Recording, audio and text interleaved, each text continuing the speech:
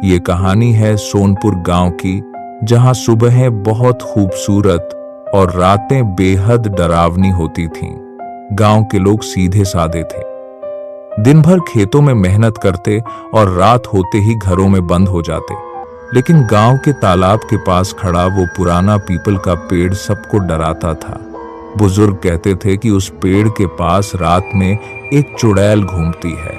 गांव में अर्जुन नाम का लड़का रहता था, जिसे भूत प्रेत की बातों पर भरोसा नहीं था।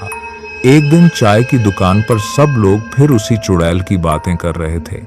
एक बूढ़े आदमी ने अर्जुन से कहा, उस रास्ते पर रात में मत जाना। अर्जुन हंसने लगा। उसे लगा गांव वाले सिर्फ डर फैलाने की कोशिश कर रहे हैं। धीरे धीरे शाम होने लगी और पूरा गांव अजीब सी खामोशी में डूब गया। उस रात अर्जुन अकेले ही पीपल के पेड़ वाले रास्ते की तरफ निकल पड़ा। रास्ता बिल्कुल सुनसान था और ठंडी हवा अर्जुन के दिल में अजीब सा डर पैदा कर रही थी। जैसे ही अर्जुन पीपल के पेड़ के पास पहुंचा, उसे किसी के फुसफुसाने की आवाज सुनाई दी। अर्जुन ने चारों तरफ देखा, लेकिन वहां दूर दूर तक कोई दिखाई नहीं दे रहा था। तभी अचानक पेड़ के पीछे किसी औरत की परछाई धीरे धीरे हिलती दिखाई दी। अर्जुन हिम्मत करके उस परछाई की तरफ बढ़ने लगा, लेकिन उसका दिल तेजी से धड़क रहा था। अचानक बिजली चमकी और अर्जुन ने पहली बार उस चुड़ैल का चेहरा साफ देखा। उसकी आंखें लाल थीं और उसके पैर जमीन से कुछ ऊपर हवा में लटक रहे थे। डर के मारे अर्जुन के हाथ से लालटेन नीचे गिर गई और चारों तरफ अंधेरा फैल गया।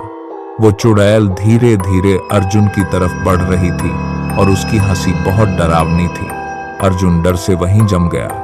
तभी चुड़ैल अचानक उसके बिल्कुल सामने आ गई। चुड़ैल की सांस अर्जुन के चेहरे से टकरा रही थी और उसकी आंखें आग की तरह जल रही थीं। अर्जुन धीरे धीरे पीछे हटने लगा, लेकिन उसका पैर सूखी टहनी पर पड़ गया। टहनी टूटते ही चुड़ैल जोर से चीखी और पूरा जंगल उसकी आवाज से कांप उठा।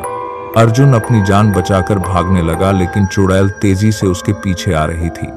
पूरा गांव बंद पड़ा था, जैसे सब लोगों को पहले से किसी खतरे का एहसास हो। अर्जुन मदद के लिए दरवाजे पीटने लगा, लेकिन किसी ने दरवाजा नहीं खोला।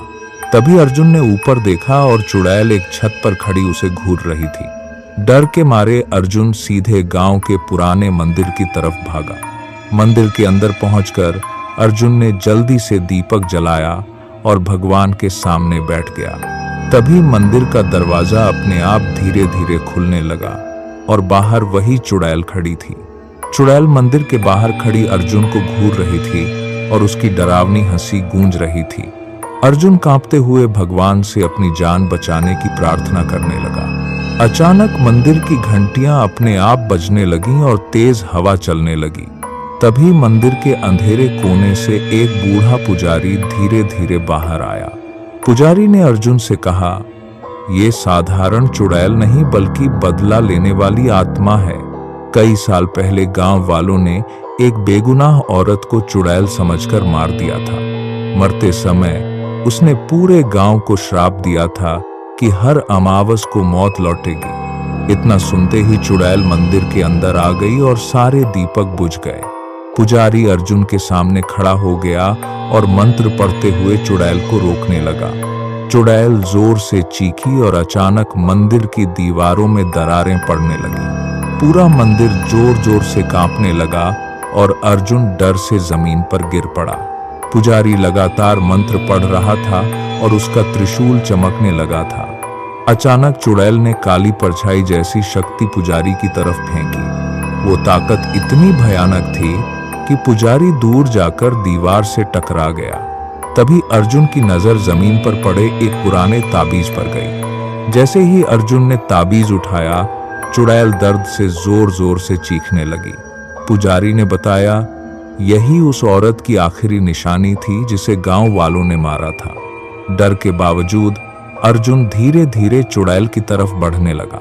ताबीज के पास आते ही चुड़ैल की डरावनी शक्ल बदलकर एक रोती हुई औरत बन गई। उस रात के बाद गांव में फिर कभी चुड़ैल दिखाई नहीं दी, लेकिन लोग आज भी उस रात को याद करते हैं।